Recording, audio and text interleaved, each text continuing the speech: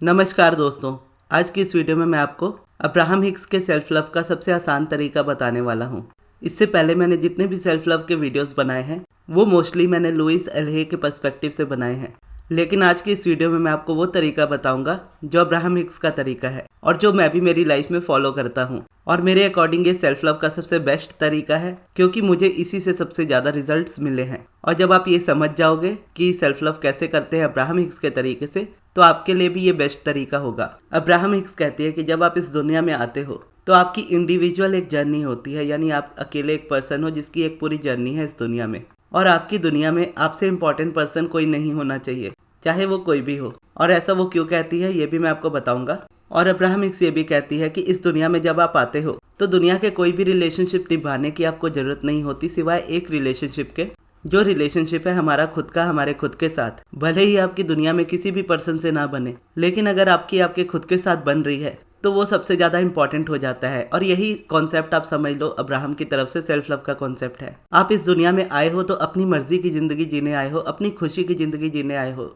आप इस दुनिया को फिक्स करने नहीं आए हो कि इस दुनिया में कितनी प्रॉब्लम्स है उसे सॉल्व करने नहीं आए हो, ना ही किसी दूसरे पर्सन को खुश करने आप इस दुनिया में आए हो। अकॉर्डिंग टू अब्राहम, इस दुनिया में जब आप आते हो आपको पता होता है कि आपकी सभी डिजायर्स इस दुनिया में मैनिफेस्ट होंगी, सारी चीज़ें आपकी लाइफ में पूरी होंगी। अब्राहम नॉन फिजिकल बीइंग है और हम भी सभी नॉन फिजिकल बीइंग है, लेकिन नॉन फिजिकल के एक्सटेंशन बीइंग है। हम वो नॉन फिजिकल बीइंग्स हैं जिनको फिजिकल लाइफ मिली है और इसीलिए हमारा नॉन फिजिकल से कभी कनेक्शन नहीं हट सकता पूरी तरह से, क्योंकि नॉन फिजिकल हम हैं एक्चुअल में।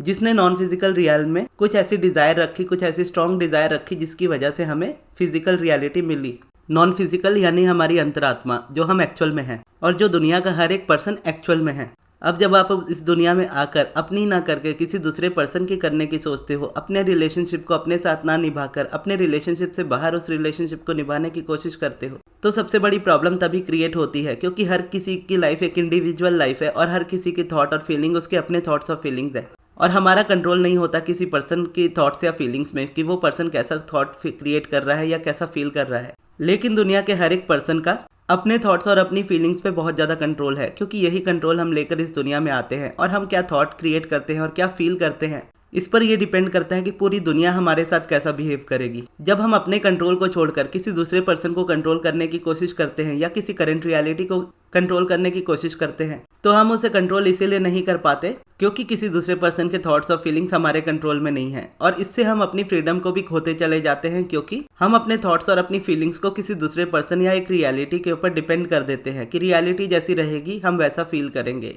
या कोई पर्सन हमारे साथ कैसा बिहेव करेगा उस पर हम फील करेंगे कि हम कैसा फील करेंगे। यानी अगर कोई पर्सन आपके साथ अच्छा बिहेव करेगा तो आप अच्छा फील करोगे, अगर कोई आपके साथ बुरा बिहेव करेगा तो आप बुरा फील करोगे।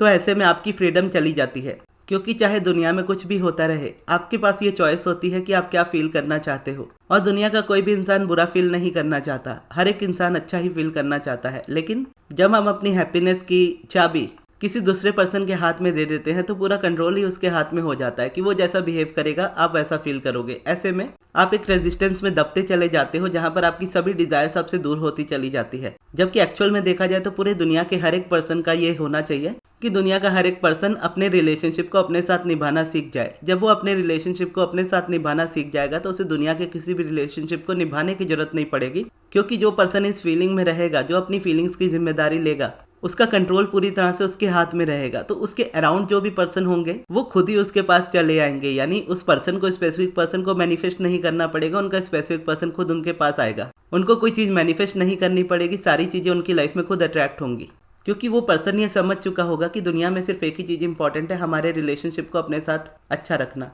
और दुनिया का हर एक पर्सन को पसंद नहीं करता, यानी हर किसी की चॉइस होती है कि कौन किसको पसंद करे, कौन किसको नापसंद करे। और ऐसे में अगर हम ज़बरदस्ती किसी को पसंद करने की कोशिश करते हैं या ज़बरदस्ती किसी के बारे में पॉजिटिव सोचने की कोशिश करते हैं, तो ऐसे में रेजिस्टेंस हम अपने लिए क्रिएट करते हैं। और क्योंकि आपके हाथ में कंट्रोल नहीं होता कि दूसरा कैसा फील कर रहा है, कैसा वो थॉट क्रिएट कर रहा है अपनी लाइफ में, और ना ही ये आपकी जिम्मेदारी है कि आप ये करो, क्योंकि दुनिया के हर एक पर्सन के पास उनका इनर बीइंग है उनको गाइड करने के लिए, जो उनके लिए वर्क कर रहा है, उनको कॉन्ट्रास्ट भी दे रहा है, उनको उनकी लाइफ में मैनिफेस्टेशन भी दे रहा है। लेकिन आप अपनी लाइफ को देख सकते हो, किसी दूसरे की लाइफ को नहीं देख सकते। आपको नहीं पता होता कि सामने वाला पर्सन एक्चुअल में क्या फील कर रहा है, उसकी लाइफ में क्या मैनिफेस्ट हो रहा है या क्या नहीं हो रहा है। लेकिन अपने बारे में हम सबसे ज़्यादा जान रहे होते हैं। इवन दो आप अपने बारे में पूरी तरह से ना भी जानो तो आपका इनर बीइंग आपके बारे में पूरी तरह से जान रहा होता है। तो उसी इनर बीइंग के साथ कनेक्शन हमारा सबसे ज़्यादा ज़रूरी होता है। और जब हम ये करते हैं, हमको कोई रिलेशनशिप निभाने की ज़रूरत नहीं होती है, हम सिर्फ अपने साथ अपने रिलेशनशिप को निभाते हैं, और जिस रिलेशनशिप को, जो भी चीज़ को दुनिया में डिज़ायर करते हैं, वो चीज़ ऑटोमेटिकली हमारी लाइफ में आ जाती है। क्योंकि ऐसी फीलिंग के साथ आप अपने आप को वो प्रायोरिटी दे देते हैं कि हाँ, मैं इस दुनिया में आया हूँ, तो मैं इस दुनिया का एक इंपॉर्टेंट पर्सन हूँ, मेरी सारी डिज़ायर्स हमेशा पूरी होनी चाहिए और होंगी। ये फीलिंग आपके अंदर तभी आ पाती है जब आप अपने आप को पूरी तरह से प्रायोरिटी देते हो। और इस तरह से जब आप अपने आप को प्रायोरिटी देते हो तो पूरी दुनिया आपकी दीवानी होती है। यानी दुनिया का एक इंसान, यानी आप या मैं या कोई भी, वो एक इंसान पूरी दुनिया को खुश नहीं कर सकता, ना ही ये उसकी जिम्मेदारी है। लेकिन दुनिया का हर एक इंसान अपने आप को खुश कर सकता है, और ये उसके कंट्रोल में भी है और ये उसकी जिम्मेदारी भी है। और जब हम ये डिपेंडेंसी किसी और को दे देते हैं कि मुझे मेरी लाइफ में खुश रहना है, तुम मुझे खुशी दो, तो ये चीज़ ऑलमोस्ट इम्पॉसिबल होती है। क्योंकि अपने अराउंड आपने जो नेगेटिविटी क्रिएट की होती है या जो फीलिंग्स आपने क्रिएट की होती है, सामने वाले पर्सन के पास उसका कंट्रोल नहीं होता कि वो आपकी फीलिंग के अपोजिट कुछ आपको दे दे। तो अगर आप अपने अंदर नेगेटिविटी को फील करते हो, बहुत ज़्यादा स्ट्रेस फील करते हो, और सभी रिलेशनशिप आपको लगता है आपसे दूर जा रहे हैं, तो वो दूर जाते ही चले जाएंगे, क्योंकि आपने वो जिम्मेदारी उस पर्सन को दे दी है जो उसकी जिम्मेदारी है भी नहीं। जिस तरह से आपकी जिम्मेदारी नहीं है किसी पर्सन को खुश करना, उसी तरह से किसी दूसरे पर्सन की भी जिम्मेदारी नहीं है आपको खुश करना। जिस तरह से आपके पास कंट्रोल नहीं है किसी दूसरे पर्सन के थॉट्स और फीलिंग्स का, उसी तरह से किसी दूसरे पर्सन के पास भी थॉट्स और फीलिंग्स का कंट्रोल नहीं है आपके।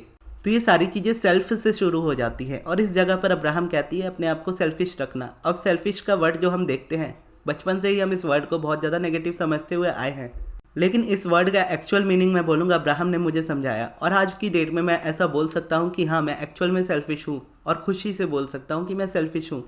और जो पर्सन सेल्फिश होता है वही दुनिया को दे पाता है, क्योंकि आप उस दुनिया को वही दे सकते हो जो आपके पास एक्चुअल में है। जब आपके अंदर खुशी ही ना हो तो उस खुशी को आप दुनिया को कैसे दोगे? जब आपके अंदर प्यार ही ना हो तो वह प्यार आप उस दुनिया को कैसे दोगे? तो इस जगह पर अब्राहम कहती है कि अपने आप को इतना सेल्फिश बनाओ, अपनी वाइब्रेशन को लेकर इतना सेल्फिश रहो कि आपके हाथ में पूरा कंट्रोल रहे कि आप कैसा फील करना चाहते हो। और हमेशा ही हर एक पर्सन अच्छा फील करना चाहता है।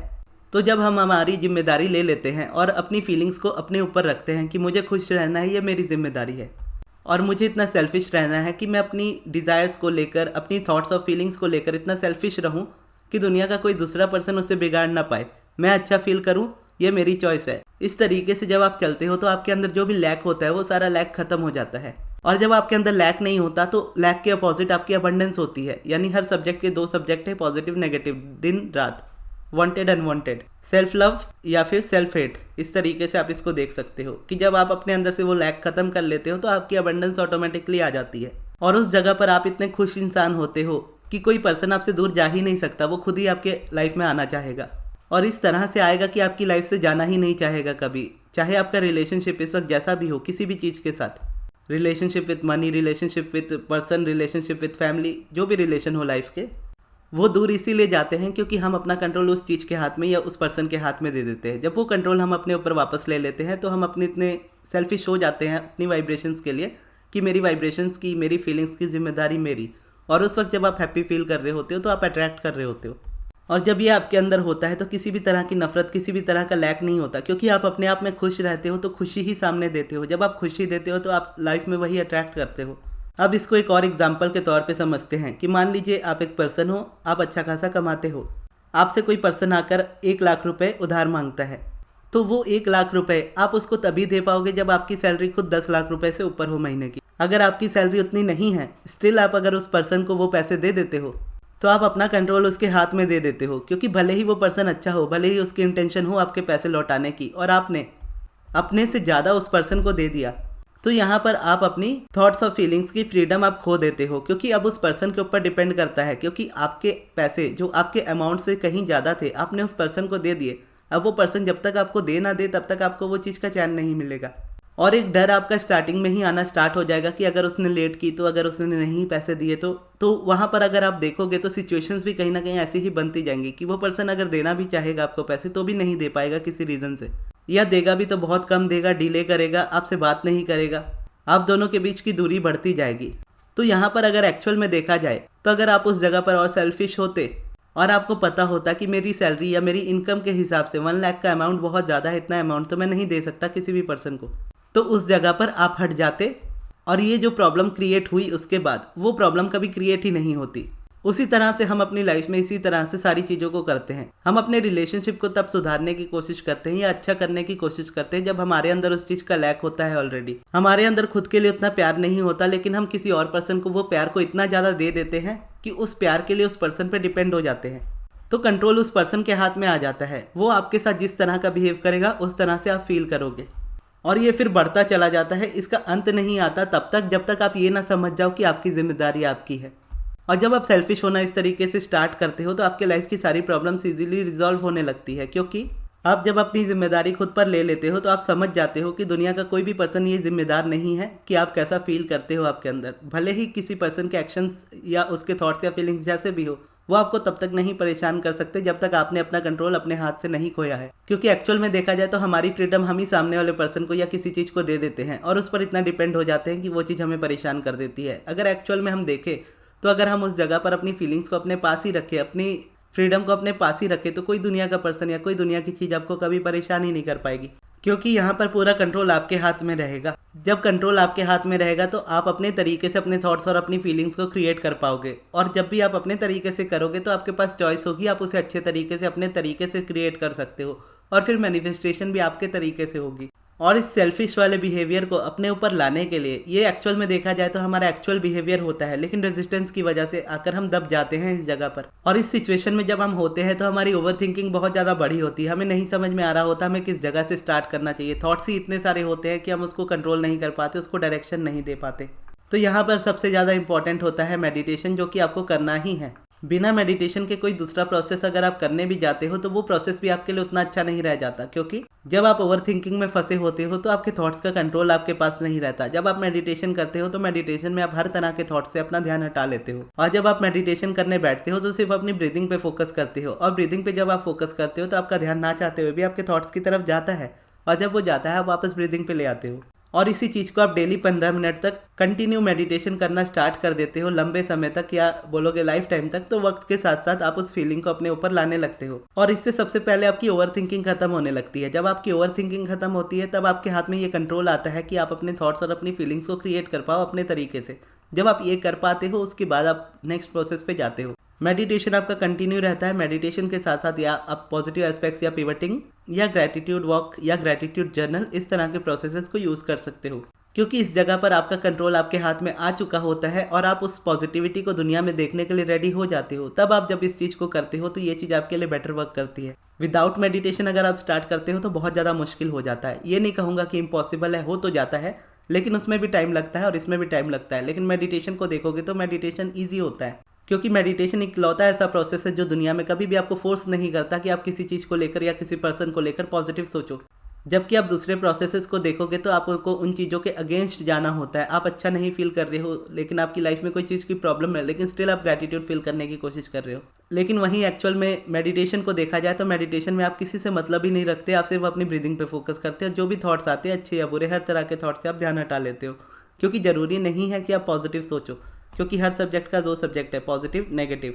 अगर आपका ध्यान नेगेटिविटी पे है तो पॉजिटिविटी से आप दूर ही होंगे। अब यहाँ पर ये सॉल्यूशन जरूर है कि आप पॉजिटिव सोचो, आप नेगेटिविटी से दूर हो जाओगे, लेकिन ये भी सॉल्यूशन है कि आप पॉजिटिविटी नेगेटिविटी दोनों तरह के थॉट्स पर से ध्यान हटा दो और ब्रीदिंग पे सिर्फ फोकस करो। तो जब आपका फोकस ब्रीदिंग पे होगा तो वहाँ कोई भी नेगेटिव थॉट या नेगेटिव फीलिंग नहीं होगी।